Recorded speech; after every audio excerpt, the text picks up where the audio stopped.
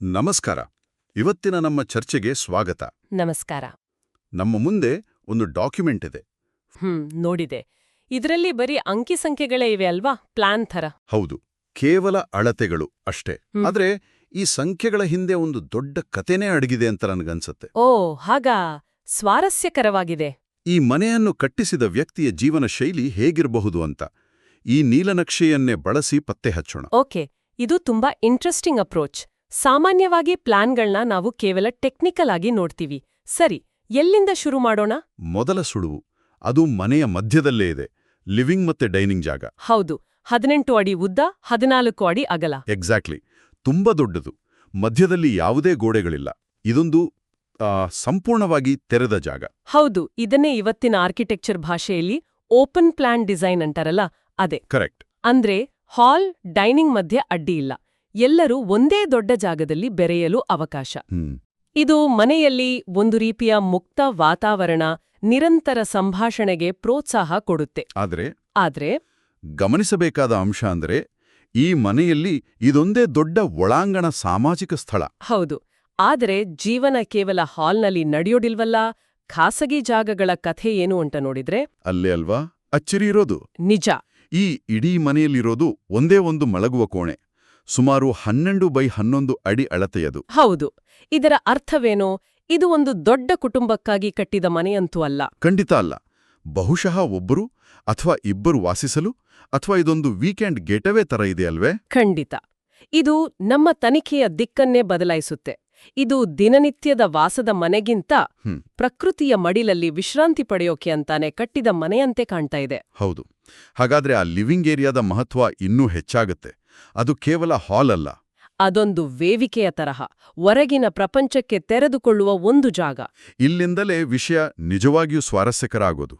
ಯಾಕಂದ್ರೆ ಮಲಗುವ ಕೋಣೆಗೆ ಕೊಟ್ಟಿರೋ ಜಾಗ ಸುಮಾರು 132 ಚದರ ಅಡಿ ಅಷ್ಟೇ. ಓಕೆ. ಆದ್ರೆ ಈ ಮನೆಯಲ್ಲಿ ಹೊರಗೆ ಕುಳಿತುಕೊಳ್ಳಲು ಒಂದಲ್ಲ, ಎರಡಲ್ಲ, ಬರೋಬ್ಬರಿ 3 ಸಿಟೌಟ್ ಜಾಗಗಳಿವೆ. 3? ಹೌದು, 3.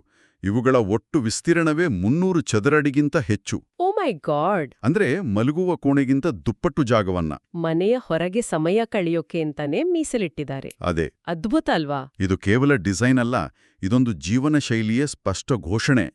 ಈ ಡಿಸೈನರ್ ಹೇಳ್ತಿದ್ದಾರೆ, ನಿಮ್ಮ ಜೀವನ ಮನೆಯೊಳಗೆ ಸೀಮಿತವಾಗಿಲ್ಲ, ಅದು ಹೊರಗಡೆ ಪ್ರಕೃತಿಯೊಂದಿಗೆ ನಡಿಬೇಕು ಅಂತ. ಹೌದು. ನೋಡಿ, ಆ 3 ಜಾಗಗಳು ಕೂಡ ಬೇರೆ ಬೇರೆ ತರ ಇವೆ. ಒಂದು ಸುಮಾರು 11 × 11 ಅಡಿಯ ಚೌಕ. ದೊಡ್ಡದಾಗಿದೆ, ಬಹುಶಃ ಸಂಜೆ ಹೊತ್ತು ಸ್ನೇಹಿತರ ಜೊತೆ ಹರಟೆ ಹೊಡೆಯಲು. ಕರೆಕ್ಟ್. ಇನ್ನೊಂದು ಉದ್ದನೆಯ 15.6 × 5 ಅಡಿಯ ಜಾಗ, ವರಾಂಡದ ತರಹ. ಬೆಳಗಿನ ಕಾಫಿ ಕುಡಿಯುತ್ತಾ ಅಡ್ಡಾಡಲು ಹೇಳಿ ಮಾಡಿಸಿದಂತಿದೆ. ಖಂಡಿತ. ಕೊನೆಯದಾಗಿ ಒಂದು 7 × 9 ಅಡಿಯ ಚಿಕ್ಕ ಅಡಕವಾದ ಜಾಗ, ಪುಸ್ತಕ ಓದಲು ಅಥವಾ ಸುಮ್ಮನೆ ಏಕಾಂತವಾಗಿ ಕೂರಲು. ಅದೇ. ಇದು ಕೇವಲ ಜಾಗ ಸೃಷ್ಟಿಸುವುದಲ್ಲ, 3 ವಿಭಿನ್ನ ಮೂಡ್ಗಳನ್ನ ಸೃಷ್ಟಿಸುವ ಪ್ರಯತ್ನ. ನಿಜ. ಆದ್ರೆ ಒಂದು ಪ್ರಾಕ್ಟಿಕಲ್ ಪ್ರಶ್ನೆ ಮೂಡುತ್ತೆ. ಹೇಳಿ. ಇಷ್ಟೊಂದು ಹೊರಾಂಗಣ ಜಾಗಗಳ ನಿರ್ವಹಣೆ ಕಷ್ಟ ಆಗಲ್ವಾ? ಮಳೆ, ಧೂಳು, ಕ್ರಿಮಿಕೀಟಗಳು. ಖಂಡಿತ ಯೋಚಿಸಿರುತ್ತಾರೆ. ಇದೇ ಕಾರಣಕ್ಕೆ ಇದು ಫಾರ್ಮ್ ಹೌಸ್.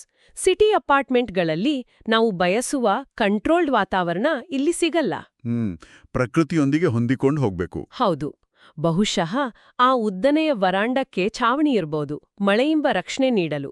ನನಗನ್ಸುತ್ತೆ ಈ ಡಿಸೈನರ್ ಮಳೆಗಾಲವನ್ನು ತುಂಬಾ ಇಷ್ಟಪಡುವ ವ್ಯಕ್ತಿ ಇರ್ಬೇಕು. ಹೌದಾ? ಆ ಉದ್ದನೆಯ ವರಾಂಡದಲ್ಲಿ ಕೂತು ಚಹಾ ಕುಡಿಯುತ್ತಾ ಮಳೆ ನೋಡುವುದೇ ಒಂದು ಅದ್ಭುತ ಅನುಭವ ಅಲ್ವಾ? ಇದು ಪ್ರಾಯೋಗಿಕತೆಗಿಂತ ಅನುಭವಕ್ಕೆ ಹೆಚ್ಚು ಬೆಲೆ ಕೊಡುವ ಡಿಸೈನ್. ಹಾಗಾದ್ರೆ ಈ ಎಲ್ಲ ಸುಳಿವುಗಳನ್ನ ಒಟ್ಟಿಗೆ ಸೇರಿಸಿದ್ರೆ ಈ ಮನೆಯ ಮಾಲೀಕರ ಬಗ್ಗೆ ನಾವೇನು ಹೇಳಬಹುದು? ಪ್ರಕೃತಿಯನ್ನು ಆರಾಧಿಸುವ ವ್ಯಕ್ತಿ. ಹೌದು. ಮತ್ತೆ ಏಕಾಂತ ಅಥವಾ ಆಪ್ತರೊಂದಿಗಿನ ಸಣ್ಣ ಗುಂಪಿನಲ್ಲಿ ಸಮಯ ಕಳೆಯಲು ಇಷ್ಟಪಡುವವರು. ನಿಖರವಾಗಿ. ಮತ್ತು ಅನುಭವಗಳಿಗೆ ಹೆಚ್ಚು ಮೌಲ್ಯ ಕೊಡುವ ವ್ಯಕ್ತಿಯ ಆಯ್ಕೆಯಾಗಿರಬೇಕು ಇದು. ಸರಿ. ಈ ಅಳತೆಗಳಿಂದ ನಮಗೆ ತಿಳಿಯುವುದೆಂದರೆ, ಒಂದು ಮನೆಯು ಕೇವಲ ಇಟ್ಟಿಗೆ, ಸಿಮೆಂಟ್ನ ರಚನೆಯಲ್ಲ. ಅದು ನಮ್ಮ ಆದ್ಯತೆಗಳ, ನಾವು ಬದುಕಲು ಬಯಸುವ ರೀತಿಯ ಪ್ರತಿಬಿಂಬ. ಇದು ಕೊನೆಗೆ ಒಂದು ಮುಖ್ಯವಾದ ಪ್ರಶ್ನೆಯನ್ನು ಹುಟ್ಟುಹಾಕುತ್ತೆ. ನಾವು ವಾಸಿಸುವ ಮನೆಗಳು ನಮ್ಮನ್ನು ಕೇವಲ ರಕ್ಷಿಸುತ್ತವೆಯಾ ಅಥವಾ ನಮ್ಮ ಜೀವನ ಶೈಲಿಯನ್ನೇ ನಿರ್ದೇಶಿಸುತ್ತವೆಯಾ? ಈ ಫಾರ್ಮ್ ಹೌಸ್ನ ಹಾಗೆ ಒಂದು ಮನೆಯ ಹೊರಾಂಗಣ ವಿನ್ಯಾಸವು ನಮ್ಮ ದೈನಂದಿನ ಚಟುವಟಿಕೆಗಳನ್ನ ಮತ್ತು ಮಾನಸಿಕ ನೆಮ್ಮದಿಯನ್ನ ಎಷ್ಟು ಆಳವಾಗಿ ರೂಪಿಸಬಹುದು.